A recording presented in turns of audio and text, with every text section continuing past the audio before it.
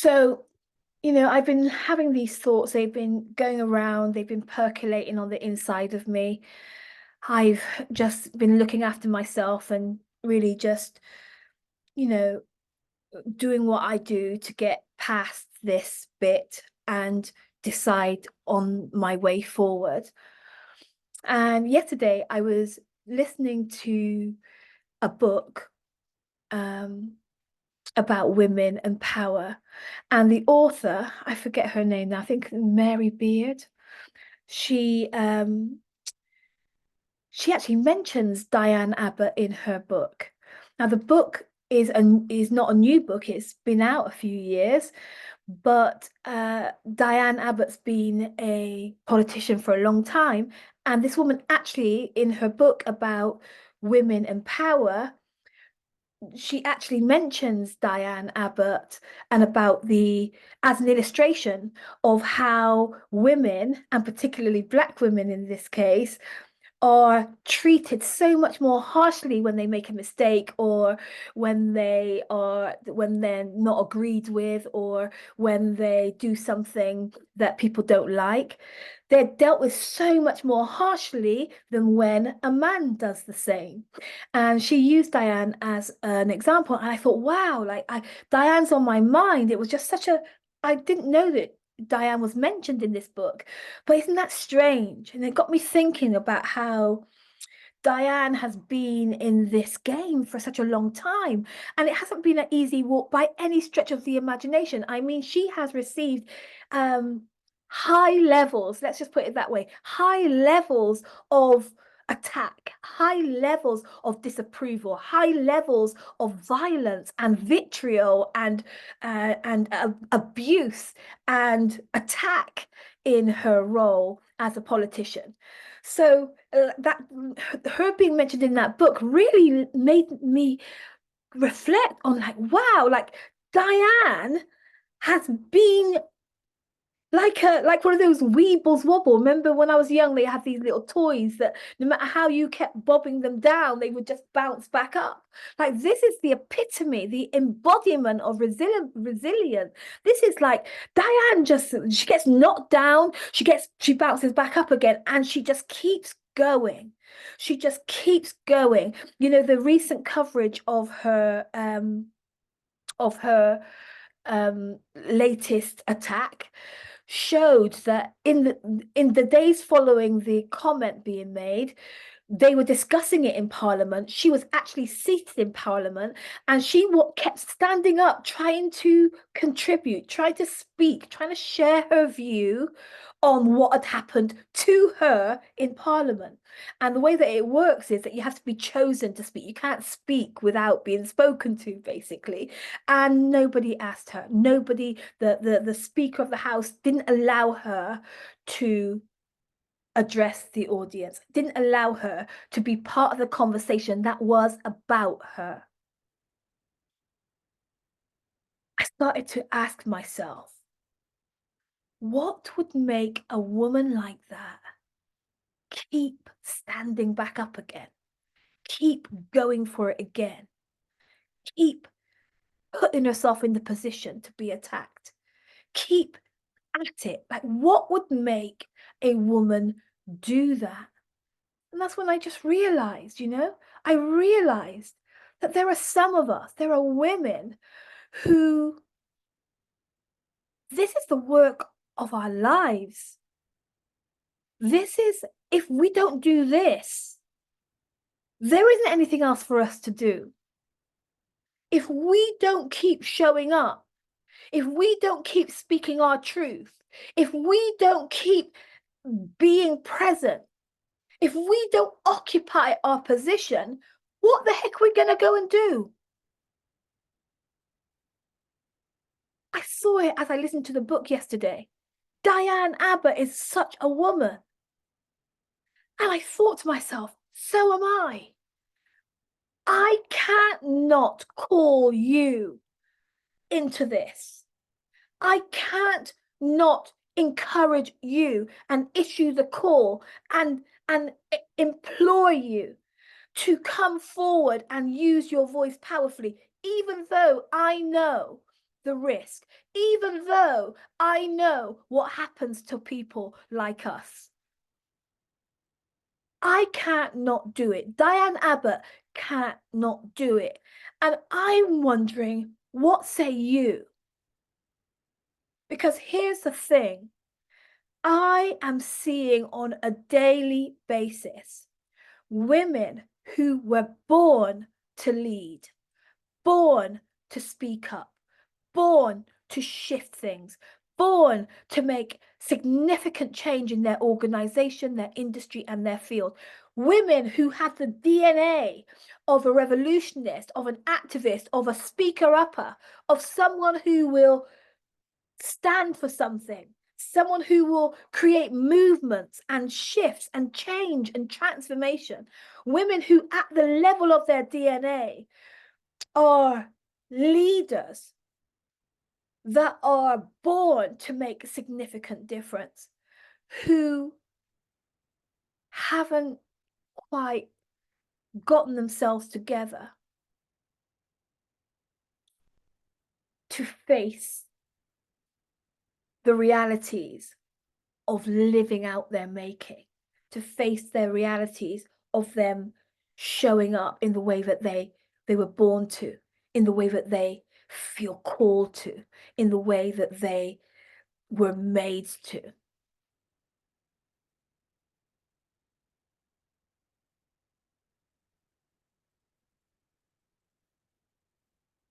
I wrote a list of reasons that stop us. I realized that we're women who right now are showing up a shadow of the real us, like a smidgen of the power for us. We're playing way small. It's true. We've got an amazing job title. We might have good pay. We're in the room where these conversations are taking place that are shaping culture and making decisions that affect real people's lives. We've made it in many respects. We're in those rooms. But isn't it true that simultaneously we're playing small, we're dumbing ourselves down, we're holding back, or we're pressing our foot on the gas and we've got our foot on the brake at the same time. We're hesitant to really show up in our power. We're hesitant to really speak our truth. We're hesitant to rise up as the powerful, influential voices of wisdom and reason and new insight and new ideas that we really are. Because we don't have any frame of reference. We don't see anybody in our space speaking up like we want to, or saying what we think needs to be said. We don't have anybody affirming that, yeah, your ideas are actually going to change our world.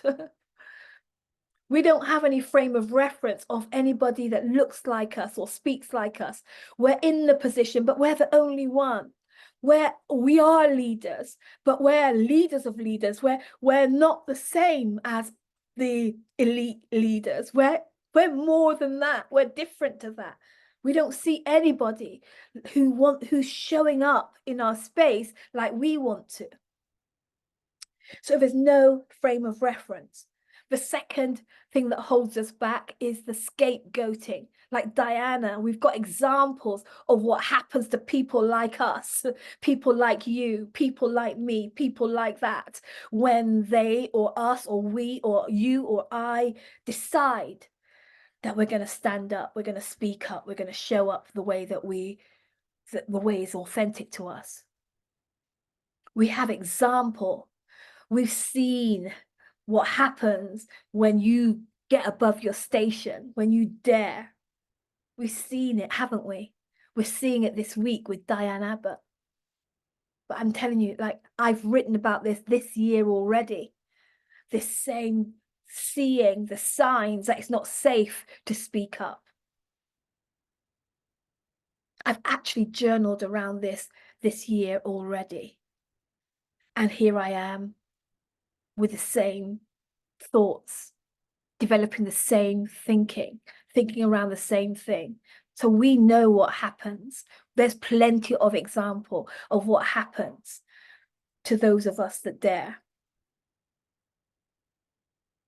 Another thing that holds us back that I see is that we're feeling unprepared. We're feeling like we're not ready. We're not ready to share our ideas. We're not ready. Our thoughts aren't organized enough. Our insights aren't organized enough. Like we're not fluent or potent enough to present the ideas, that our insights are immature, or they're so different that they're gonna cause backlash, that we're feeling unprepared for the fallout of speaking our truth. We're feeling unprepared to actually speak it so that people can understand. We're feeling like it's somehow we're not ready. We're not prepared to show up in the way that we're perceiving that we're being called to show up. And another thing is double-mindedness. Like it's at the level of our self-perception, the level of our identity.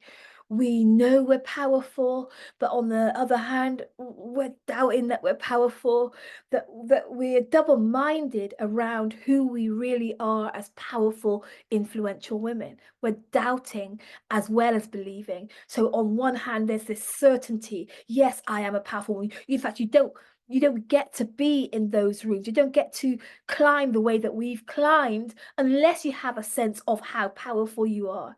But on the other hand, there's this double-mindedness where you're just kind of doubting that, whether you're thinking whether you've made it all up, or whether these ideas are just like ideas of grandeur in your head, and that they don't have any grounding in truth or reality. Like we're double-minded about who we are as powerful, influential women, and that really holds us back. That sometimes that is the reason, that is the underlying cause, this double-mindedness of how come it feels like you get yourself into powerful spaces, but you don't show up as powerfully as you could. You get yourself into these conversations, but you don't speak your truth. You get yourself into these high-level positions, but you act like you're low level. We're double-minded, and it holds us back. And the last one I've written on my list about what holds us back is the terror. Sometimes it's intergenerational terror. Sometimes it's terror, it's not even rational, just this deep fear that it is unsafe for me to share my truth. It is unsafe for me to show up powerfully. It is unsafe for me to be the woman that I sense that I'm being called to be, the leader that I'm being called to show up as.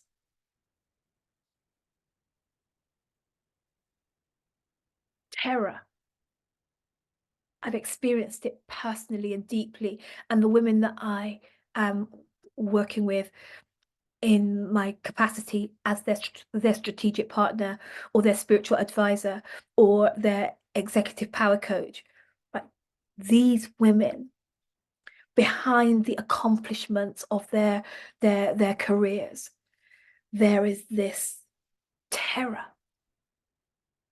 to speak what they know to be real and true. So if you're still watching, I think that's a clue that we go together, that you're one of them that's called to make a start now. Make a start now. Pursue your power, full expression. Pursue your passion and your purpose. Pursue a more authentic, powerful expression in leadership, in your industry. that it is time for you to start now. You are one. If you're still watching this, then you are one called to be more, do more, say more in senior leadership, in board level leadership, in high level leadership and governance, regardless of the risk. You see, we need to begin to prepare. We need to begin to get ready to show up like this. We need to get ready we need to be able to do the work to create our safety whilst being able to show up vulnerably. We need to be able to get ready to do the work that's going to help us to speak our truth and to speak up authentically without our masks, without our armor, to be safe, to be free, to lead like we were born to show up like we were made to believe that we could be the difference that makes the difference in our organization, in our industry, and in our field where there is a massive room for improvement, and there's so much to transform and to move forward and to get rid of so many problems that need new ideas, new answers, new solutions. What if your wisdom were the missing key? What if things were able to keep going on because of this holding back? You are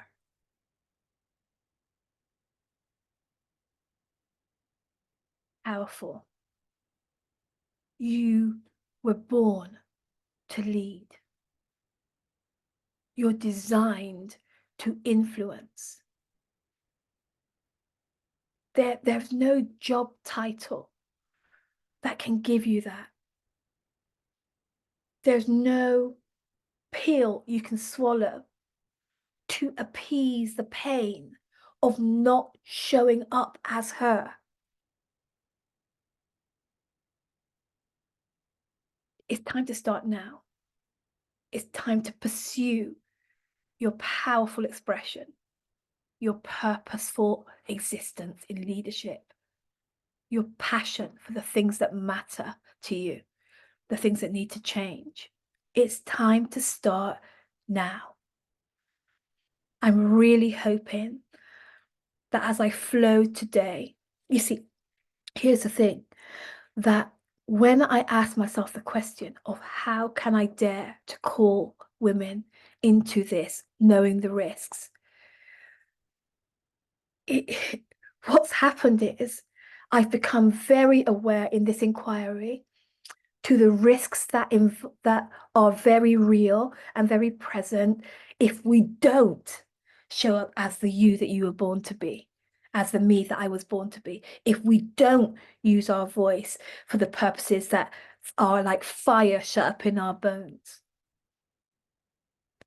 I want to share with you that there's risk involved in not being her.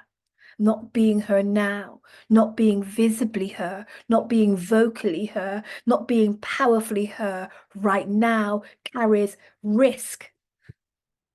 Let's talk about that. Let's talk about the pain of playing small, the energetic expense of stifling and suppressing and depressing your true nature. Let's talk about the risk of illness and disease, cancers, all the algias, all those illnesses, those autoimmune, like your body starts eating itself. Autoimmune, migraines, can't sleep.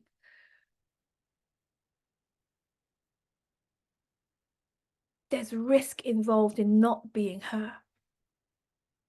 So my message today, if I dare to put this video out, is start now. Start now like your life depended on it, because it really does. You need to be expressing yourself. You need to be being the you that you came here to be. Not only do you need to be, but our world needs you to be. Your organization, your industry, your field needs you to be. Your world, your country, your community, your people, your customers, your clients. We need you to be the you that you came here to be. You are powerful. You were born to lead. You were born to influence. And it's time now. Start now. If you want to talk, use the link that accompanies this video and let's have a conversation. I do promise that there'll be no sleazy sales tactics. There will just be straightforward, woman to woman, behind the mask exploration of your best next steps towards more powerful, potent, purposeful leadership right now at such a time as this. I hope to speak to you soon. My name is Diane Johnson. If you're still watching, take that as your sign and get on a call with me right now. See ya.